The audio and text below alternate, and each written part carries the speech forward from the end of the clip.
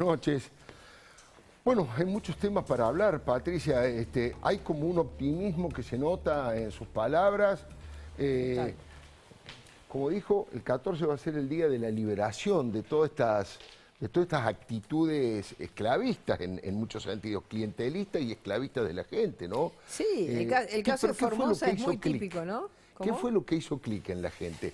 Que haya una alternativa como Juntos por el Cambio, que se hayan hartado de la limosna, del tema de la crisis económica, lo moral, cuando vieron que hacían lo que querían para ellos y ninguneaban a la gente con el vacunatorio. ¿Qué influyó para que esto se quebrara? Yo creo que lo que se quebró fue el peronismo como movimiento de los trabajadores pasó a ser el movimiento del poder.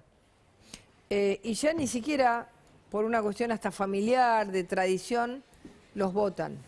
Los ha votado la menor cantidad de votos de la historia. ¿Y por qué? Porque, por ejemplo, para dar un caso de Formosa, en Formosa los metían en cárceles, les allanaban las casas, los sacaban de los pelos de las casas, los encerraron, no los dejaron, los vararon. Los trataron como animales, y la gente se rebeló.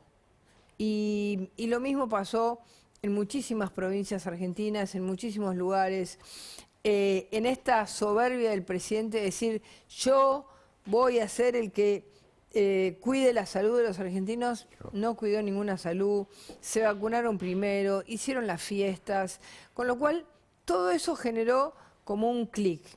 Y yo creo que el gran tema del fin fue la educación.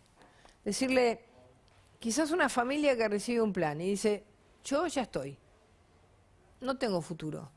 Ahora, dejarlo a mi hijo que está en 4º grado y no sabe leer ni escribir, es tremendo. Esa ya es como que... Condenarlo al fracaso por los años. Porque los argentinos tenemos esa idea muy metida de que la educación, el trabajo nos cambia. Entonces, aunque estemos en un mal momento, tenemos ese ADN. Sí, esa aspiración cultural. Esa aspiración cultural. Entonces, creo que eso fue como el fin, decirles, bueno, no, estos no les importamos nada. Hacen ellos lo que quieren, se vacunan primero, no traen las vacunas que nosotros necesitamos, hacen fiestas, nos dejan sin educación, nos dejan sin escuela, nos dejan sin trabajo, nos cierran los negocios.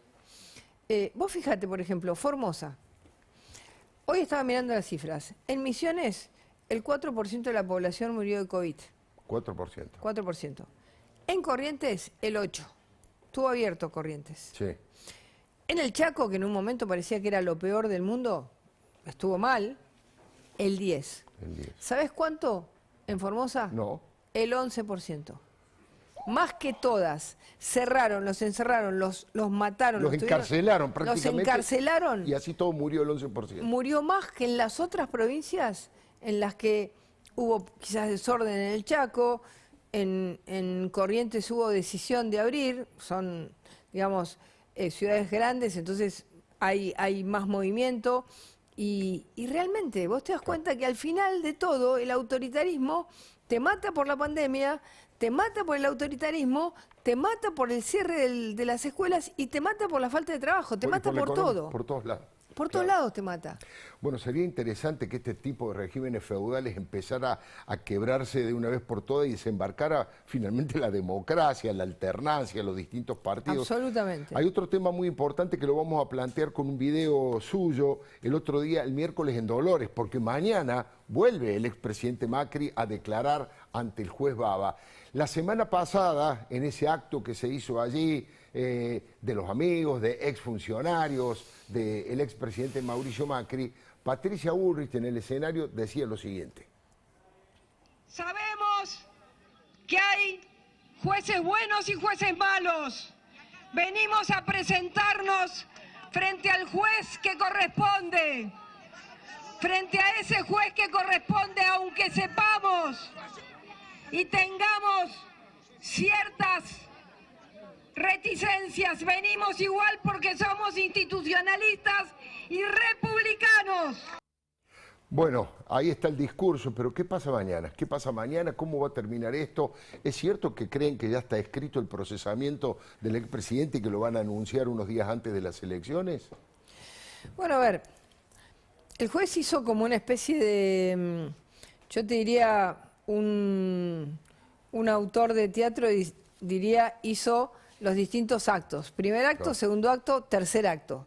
Primer acto, llamarlo al presidente Macri o al expresidente Macri cuando estaba afuera, a sabiendas de que estaba Claro, afuera. estaba en el exterior. Segundo acto, llamarlo sabiendo que no podía declarar. ¿Por qué? Porque no había pedido el levantamiento del secreto de la Ley de Inteligencia Nacional e independientemente de eso, con el papel ahí, porque se lo pidió la NUCE, le dijo, no puede declarar. Y el mismo fiscal dijo, no puede declarar si no tiene levantado el secreto.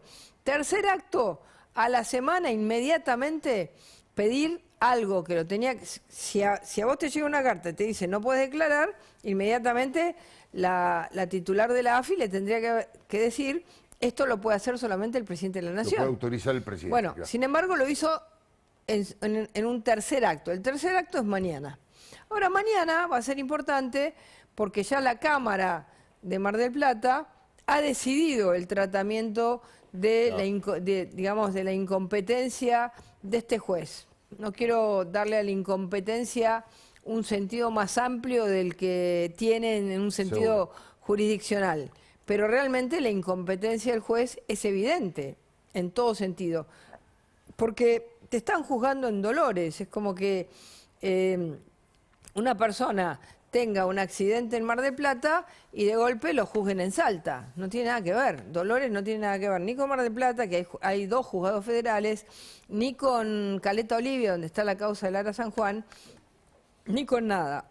Y además lo que se va a saber concretamente es que en cualquier circunstancia, cuando un presidente de la Nación o cuando hay una manifestación, en cualquier circunstancia, las fuerzas de seguridad, la AFI y la Casa Militar trabajan sobre lo que se llaman fuentes abiertas, lo que sale en las manifestaciones, y ponen, por ejemplo, seguridad preventiva. Yo pregunto, ¿hoy hubo seguridad preventiva en los cortes? Sí, hubo. En los cortes de la ciudad, claro. En los cortes de la ciudad. Julio. Sí, hubo. Claro. Hubo fuerzas federales en el Puente Porredón y hubo fuerzas locales. ¿Qué hizo Aníbal Fernández? ¿Espió y por eso mandó fuerzas antes? ¿O hizo un trabajo razonable? De inteligencia previa para de saber una que iba- inteligencia previa, que es mirar si hay una convocatoria y entonces trabajar previamente. Si no, nunca las fuerzas estarían en los lugares que tienen que estar. Cuando va un presidente a un lugar, se dice, y lo mismo debe pasar, es el mismo protocolo hace mucho tiempo, cuáles son los posibles conflictos, cuáles son las situaciones que pueden suceder, Ya. cuáles son los caminos alternativos. Cuando esas cosas no pasan, es lo que le pasó a Alberto Fernández en Lago Puelo, lo que le pasó a Macri en La Pampa, cuando se metieron por caminos. Entonces, uno trata de, cuando es parte del sistema de inteligencia nacional, como a mí me tocó por el Ministerio de Seguridad, trata de cuidar a las instituciones. Uno cuida a la institución presidencial. Seguro, seguro. Entonces, me parece que confundir eso con espionaje es algo que no se lo merece ningún presidente, ninguno, porque siempre las fuerzas de seguridad uno las pide antes de los hechos y no después de los hechos. Claro, para cuidar la investidura. Le quiero pedir a Débora Plager y le quiero pedir a Manuel Adorni también que le hagan la consulta que tengan ganas, que quieran. Débora, ¿qué le preguntarías a Patricia Burri? Sí, bueno, hay un tema que se impone para después del 14 de noviembre, naturalmente, porque la agenda la instaló el propio gobierno con la búsqueda de algún tipo de consensos con el espacio opositor y sobre todo si se repite el resultado electoral del 12 de septiembre. ¿Hasta dónde están ustedes dispuestos a asistir de alguna manera a esa convocatoria? Asistir a una convocatoria que llama el presidente de la Cámara sin hablar con el presidente de la Nación, sin saber qué piensa la vicepresidenta de la Nación, con Máximo Kirchner haciendo la contra a todo lo que están haciendo todos. La verdad es que no estamos con la voluntad de ir a hablar con una parte de un gobierno que se pelea con la otra parte y que es enemiga de la otra. Claro. Primero que se pongan de acuerdo, que sepan a dónde quieren ir, que tengan un plan, y cuando tengan un plan, si quieren venir a discutirlo al Congreso de la Nación, bienvenidos. Ahora, en esta circunstancia... Claro, no entrar en la lógica de la interna del gobierno. No, eso- por supuesto. Claro. Massa está diciendo algo sin ningún sustento. ¿Qué es lo que va a poder discutir Massa? ¿Un acuerdo con el fondo? Cuando uno dice A y el otro dice B, no se sabe qué quieren hacer.